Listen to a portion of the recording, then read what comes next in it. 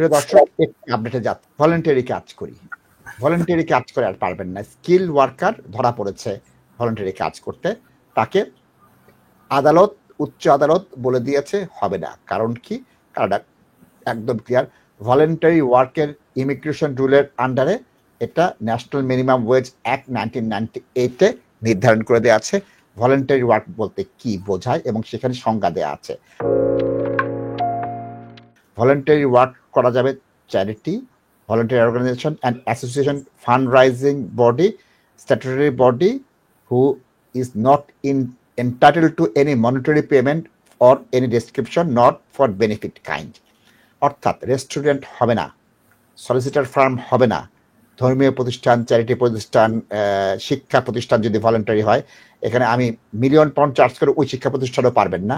এই প্রতিষ্ঠান ছাড়া কাজ করলে ইমিগ্রেশন আইন এবং section 44 of NMWA, national minimum wage act 1998-এর অনুযায়ী ভলেন্টারি কাজ হচ্ছে না, আপনার ভিসা ক্যান্সেল হয়ে যাবে। তাজ ভাই প্লিজ, ভলেন্টারি ওয়ার্ক। হ্যাঁ নাসিব ভাই, ভলেন্টারি ওয়ার্কের তো ডেফিনেশন সব আপনি দিচ্ছেন, এবং এটা কোর্ট অ্যালাউ করে নাই দর্শক, ওই কারণে কেসটা, বিকজ এটা যদি কোর্ট অ্যালাউ করে it will open a floodgate of abuse by the people. So আমি মনে করি জাজ সাহেব যেটা করছেন উনি রাইট করছেন, on the ground of public policy মাথায় রেখে এটা উনি floodgate-টা ওপেন করতে দেন নাই, and it was a right and proportionate decision.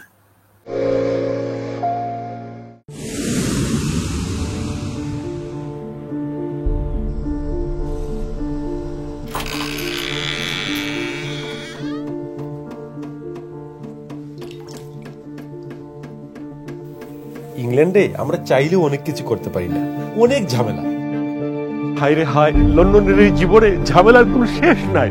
আমি লাল, আমার ইমিগ্রেশন, ঘর, ব্যবসা সবকিছুর ঝামেলার সমাধানে সবসময় পাশে আছে Taj solicitor. Taj solicitors, believe in service.